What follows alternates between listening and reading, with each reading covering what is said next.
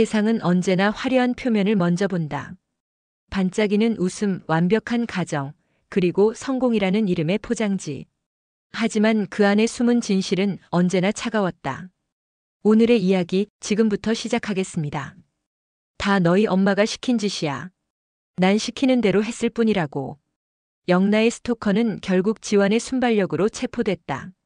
하지만 불구속 입건. 그 소식은 영나의 불안을 멈추지 못했다. 엄마 무서워요. 어떡해요? 괜찮아 영나야. 엄마가 지켜줄게. 성희의 손길은 따뜻했지만 그 눈빛은 서늘했다. 그날 밤 그녀는 서재에 불을 켜고 한 통의 전화를 걸었다. 계획대로 진행하세요. 단 영나가 다치게 해선 안 됩니다. 전화를 끄는 성희는 조용히 노트를 펼쳤다. 표지엔 영나 프로젝트라는 글자가 또렷했다. 1단계 동정심 유발 스토커 사건으로 세간의 관심을 끈다. 2단계 보호자 이미지 구축 헌신적인 어머니로 포장. 3단계 재벌과의 연결 순수하고 가련한 예술가로 만들어 더 높은 곳으로 올린다. 그녀는 미소를 지으며 중얼거렸다. 영나야 조금만 더 버텨. 이건 모두 너를 위한 일이야.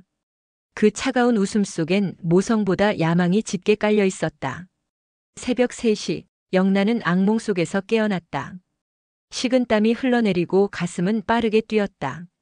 스토커가 자신을 쫓아오는 꿈. 숨이 막혔다. 그녀는 떨리는 손으로 물컵을 들어 마셨지만 목의 이물감은 사라지지 않았다. 이제 끝난 일인데 왜 이렇게 불안하지? 휴대폰을 집어든 영나. 지환에게 문자를 썼다. 오빠 자요? 나 잠이 안 와요. 하지만 이내 삭제 버튼을 눌렀다. 새벽에 이게 뭐야? 민폐지. 그녀는 그렇게 스스로를 다독였다. 아침 식탁 성희가 물었다. 영나야 얼굴이 왜 그래? 또 악몽 꿨어? 응. 괜찮아. 그 나쁜 놈 잡혔잖아. 이제 걱정 마. 그녀의 손길은 부드러웠지만 영나는 알 수 없는 싸늘함을 느꼈다. 마치 그 미소 뒤에 다른 감정이 숨어 있는 듯 했다. 그 시각 성재의 사무실. 지환이 서류를 들고 들어왔다. 형, 저 이상한 게 있어요. 무슨 일인데? 그 스토커요. 정식 초대장을 받고 들어왔대요. 뭐? 경찰이 확인했어요. 명단에 이름이 있었다고. 성재의 눈썹이 움직였다. 초대장은 갤러리에서 보낸 게 아니에요. 누군가 직접 전화를 걸어서 VIP 명단에 추가해달라고 했대요. 누가 그런 짓을? 담당자가 그러더라고요. 여자 목소리였대요. 그리고 명함에 적힌 번호로 전화가 왔다고. 명함? 네, 에리엘 문화재단 명함이었답니다. 성재의 표정이 굳었다. 그 재단의 이사장은 바로 고성희였다. 며칠 뒤 성재는 비서 김 과장을 불렀다. 하림그룹 막내 계좌 내역 좀 알아봐요. 특히 전시회 한 달 전부터. 그건 불법은 아니지만 조심스러워야 합니다. 알아요. 은근슬쩍 알아봐 주세요. 그리고 하나 더, 에리엘 문화재단의 최근 지출 내역도요. 며칠 후 김 과장은 2장의 서류를 가져왔다. 본부장님 여기 있습니다. 성재는 첫 번째 서류를 펼쳤다. 거기엔 하림그룹 막내의 입출금 내역이 정리돼 있었다. 전시회 한 달 전 5천만 원이 입금. 입금자는 고. 그는 또 다른 서류를 펼쳤다. 에리엘 문화재단 같은 날짜 같은 금액. 지출 항목 문화예술 후원금. 성재의 손끝이 떨렸다. 설마. 그는 눈을 감았다. 모든 퍼즐 조각이 맞아떨어지고 있었다. 김 과장, 이 원본은 전부 폐기하세요. 그리고 이 일 절대 입 밖에 내지 마요. 네, 본부장님. 문이 닫히고 성재는 무겁게 숨을 내쉬었다. 고성이 정말 당신이 한 짓입니까? 그날 밤 성희는 전화를 받고 있었다. 이사장님, 이제 하림그룹에서도 연락 왔습니다. 역시 동정심 마케팅 효과가 좋네요. 성희는 미소를 지었다. 하지만 상대가 덧붙였다. 그런데 박성재 본부장이 제 계좌를 조사한 것 같습니다. 뭐라고요? 은행 지점장 쪽에서 연락이 왔답니다. 성희의 얼굴이 굳었다. 박성재 그 애가 눈치챘군요. 그녀는 창밖을 바라보며 낮게 중얼거렸다. 박성재, 그 애를 조심해야겠어. 책상 서랍을 열고 그녀는 다시 노트를 꺼냈다. 영나 프로젝트. 그녀의 시선은 흔들림이 없었다. 아직 2단계야. 이제 시작일 뿐이야. 며칠 뒤 지화는 영나를 대학원에 데려다주며 물었다. 오늘 수업 끝나고 시간 있어? 만화 카페 가자. 정말요? 응. 내가 보고 싶어 하던 그 만화 신간 나왔더라. 영나의 얼굴에 미소가 번졌다. 하지만 그 웃음은 금세 사라졌다. 대학원 입구. 학생들이 수군거렸다. 저 사람 박영나 아니야? 전시회에서 재벌이랑 나갔다잖아.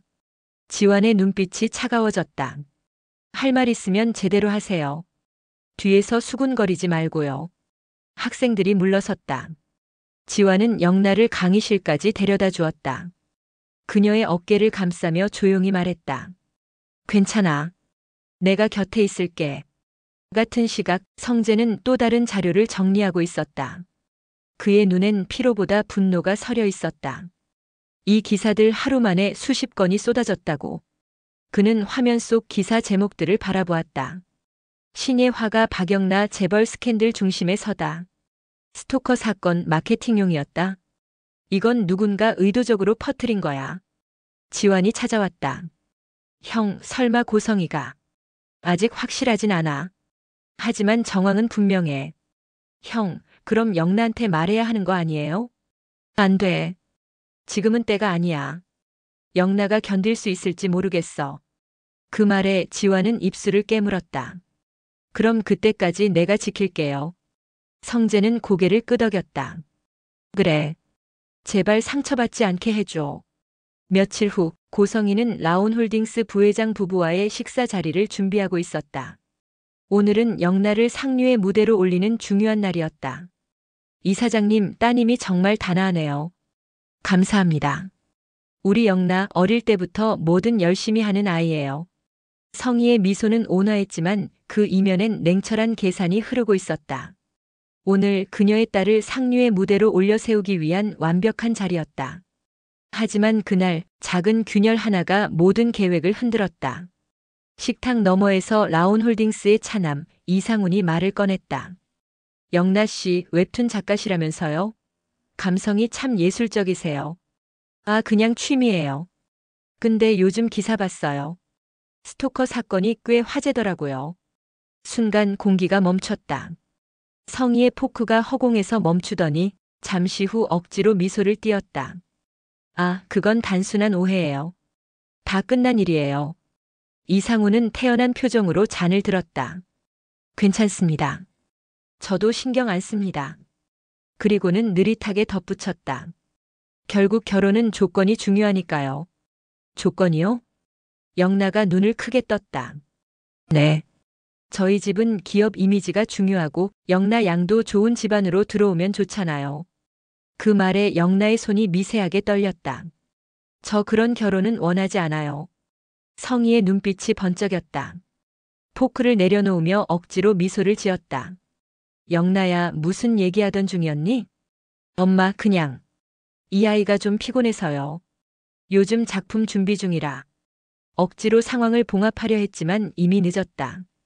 테이블 위의 공기는 냉각된 금속처럼 차가웠다. 식사가 끝나자 이상훈의 부모는 자리를 떴다. 오늘 즐거웠습니다. 하지만 우리 상훈이와 영나 양은 인연이 아닌 것 같네요.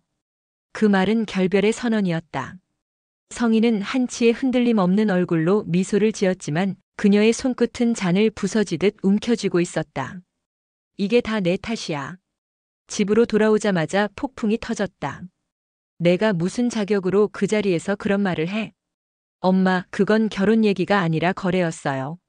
거래든 뭐든 세상은 그렇게 돌아가. 성희는 서재에서 파일을 꺼내 집어던졌다. 이 그림들, 이 의상, 내 전시회 전부. 다 내 돈으로 만들어진 거야. 그런데 그걸 내가 부정해? 돈이 전부는 아니잖아요. 전 그냥 제 인생을 살고 싶어요. 찰싹. 손바닥이 공기를 가르며 그녀의 뺨에 내려앉았다.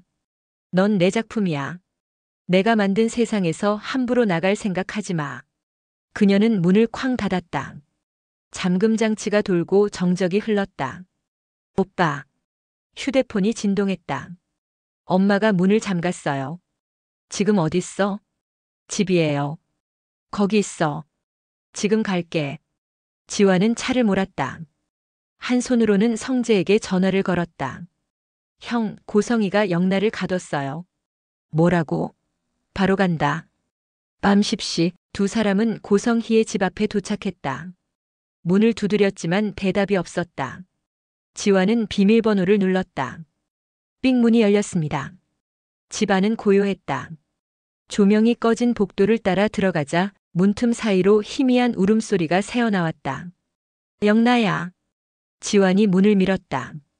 쿵, 쿵. 세 번째 충돌에 문이 부서졌다. 그 안에는 부서진 캠퍼스와 찢긴 드레스, 그리고 울고 있는 영나가 있었다. 괜찮아. 이제 괜찮아. 그녀는 지환의 품에 안겨 울었다. 계단 위에서 발소리가 들렸다. 고성이가 서 있었다. 이게 뭐 하는 짓이야? 지환이 일어섰다. 영나를 구하러 왔습니다. 내 딸 훈육하는데 남이 왜 끼어들어? 이건 훈육이 아니라 학대입니다. 이지환, 내가 뭔데? 허락은 제가 했습니다. 성재의 목소리가 복도 끝에서 들려왔다. 그의 얼굴엔 단단한 결심이 서 있었다. 어머니, 이제 그만하세요. 그만두라고? 스토커 조작도 언론 플레이도 다 알아요. 무슨 근거로 그런 소리를 해? 증거 있습니다. 성재는 휴대폰을 켰다. 녹음 파일이 흘러나왔다. 이사장님 돈 받았습니다. 계획대로 진행하겠습니다. 좋아요. 하지만 영나가 다치면 안 돼요. 잠시 정적이 흘렀다. 성희의 표정이 굳었다. 이건 불법 도청이야. 불법이라도 진실이에요. 넌 핏줄도 아니잖아. 맞아요. 하지만 영나는 당신의 진짜 딸이에요. 그 아이를 그렇게 망가뜨리지 마세요. 잠시 침묵. 성희는 무너진 표정으로 벽에 기대섰다. 세상이 얼마나 잔인한지 알아? 그 아이 혼자선 절대 못 버텨. 그래도 그렇게는 안 됩니다. 지환이 영나의 손을 잡았다. 우리 나가자. 안 돼. 영나야. 이제 끝이에요, 엄마. 문이 닫혔다. 긴장으로 얼어붙은 공기만 남았다. 차 안, 성재는 아무 말도 하지 않았다. 지환이 운전대를 잡았고 영나는 조용히 창밖을 바라봤다. 엄마가 날 이용했다는 걸 알면서도 그래도 믿고 싶었어요. 괜찮아. 이제 넌 누구의 도구도 아니야. 그녀는 눈을 감았다.